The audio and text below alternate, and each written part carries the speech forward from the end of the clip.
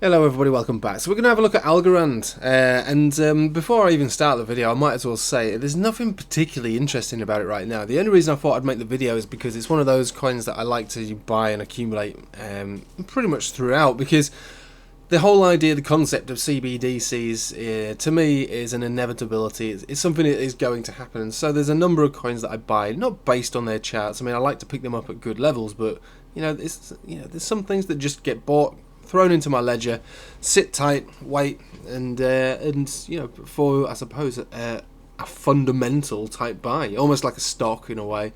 I always say this about crypto, that there's a number of different ways to play it. You can play the forex style of trading, which is selling from Bitcoin to altcoins to Tether and back again. It's basically a forex method, to be honest with you.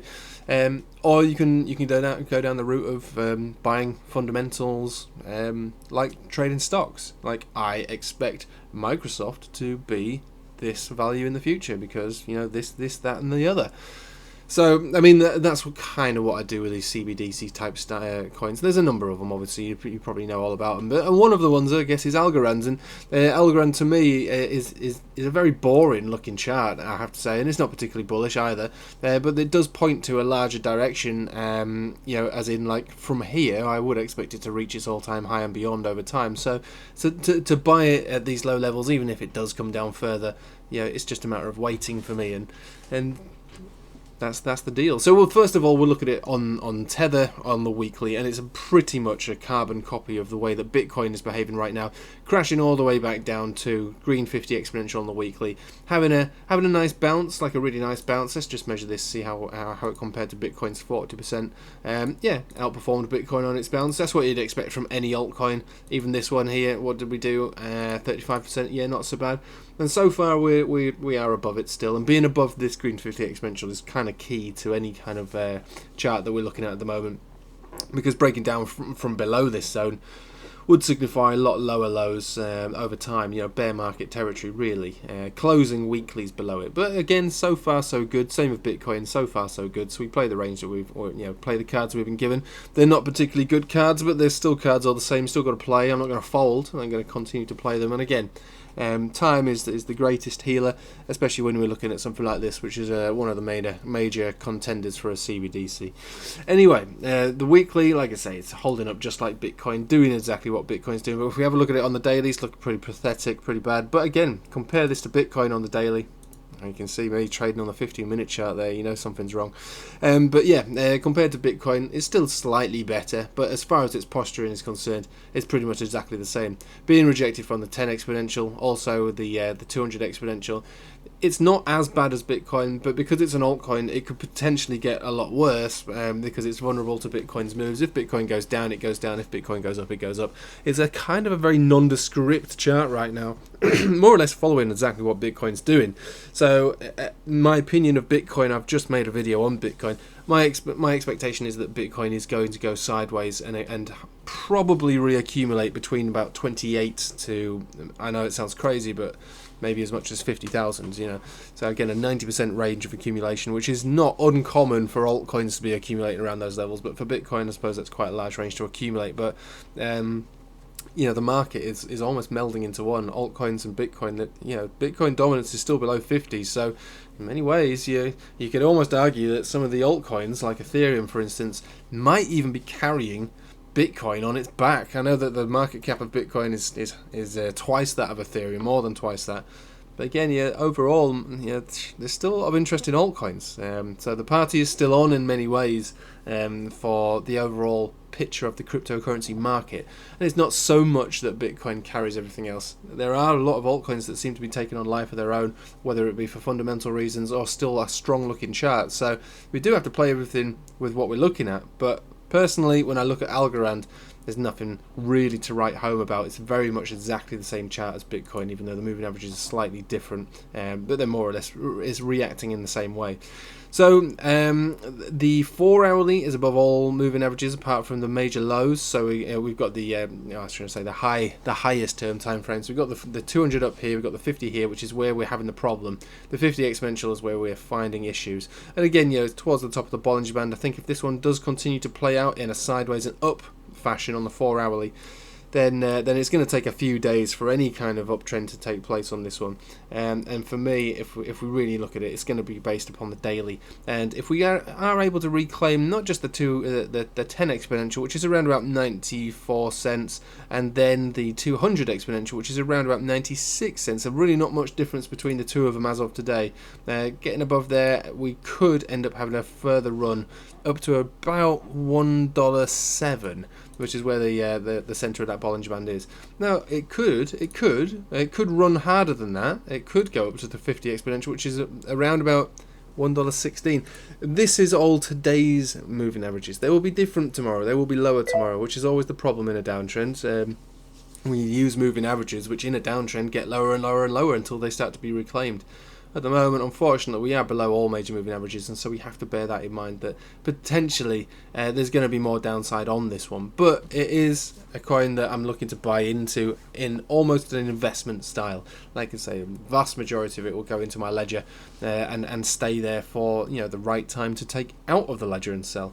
So it's an accumulation zone with potential more downside to it. It's all about reclaiming these zones on the daily, which again, it doesn't look like it's going to happen anytime soon. As in, like we've got a whole week ahead of us. I mean, there's plenty of price that can take place within that zone, but it's got to happen with the health of the market and Bitcoin particularly, because these charts are almost identical really in the way that they're moving. So Bitcoin is carrying Algorand on its back. So there's nothing really to write home about, but I thought I'd make the video anyway because I get a lot of requests on the channel to make things about this, that and the other. And if there is anything that you want me to look at, just leave comments below, and I'll the ones who get the most comments about it, I'll make a video for you. Sometimes, like this one for instance, there's not much to say, but I guess explaining the situation is kind of what you want. I can't spin it in a positive light if there's really nothing positive to say about it. But for me, I do like Algo, and that's why I made this video. Now, if we look at Bitcoin pairing, it's actually not as bad in a way. We got our golden crossover here. We got dumped into, which is kind of normal, but again, this is also the market dumping as a whole. So we got a Bitcoin paired chart, which doesn't look that bad.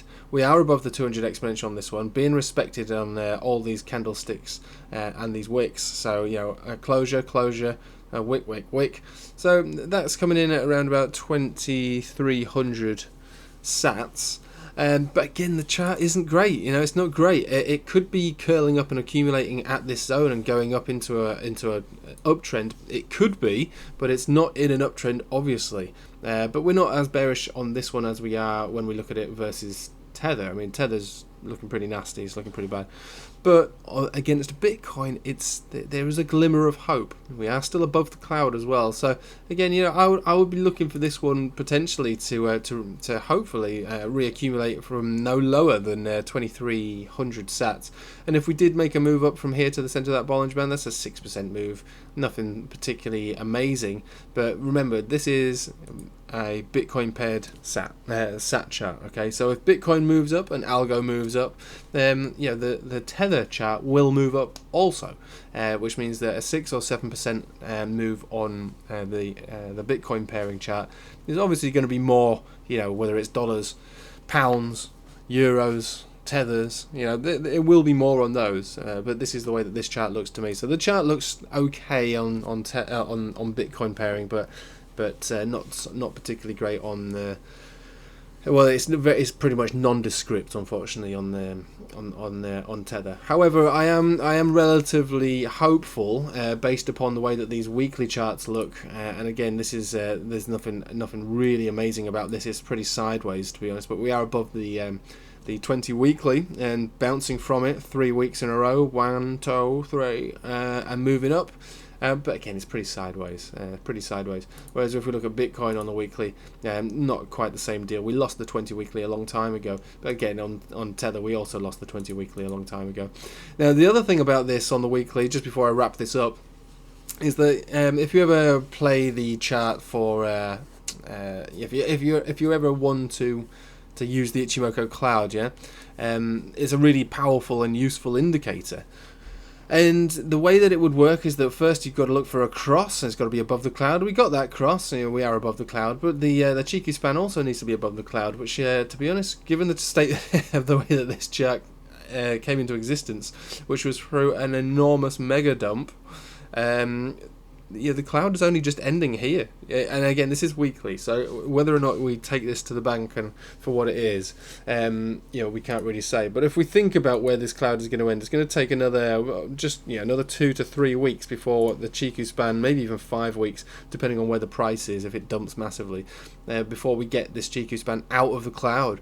If that were to happen, that would be 1, 2, and 3 levels of confirmation that we would get for a long-term continuation move on a weekly. So again, this is another thing that I would look at and go, well, maybe this isn't the most relevant chart to use the Ichi Cloud on the weekly, given the way that it's so dramatic in its dump, which means that this red cloud is also so dramatic. We've never had a Chiku span above this cloud because of the way that the cloud was formed in such a giant, enormous mega dump. So you could really argue that it's not relevant, and that we should just ignore that portion of the cloud and just consider the cloud to be down here anyway. But it's a signal that's to be played, and I suppose over the next 3 to 4 to 5 weeks, if we can remain above this green 50 exponential, we would have third level of confirmation for that Ichimoku Cloud, which could form into a more aggressive uptrend, and one that's more sustainable than the ones we've had in the past. Other than that, that's pretty much all I've got for Algorand, but I'll leave it with you there. But thank you for watching. I hope you have a nice day, and if you want to join me on the live streams, 8:30 tonight for Patreon users, and all the links in the description below. Anyway, have a good one, and take it easy.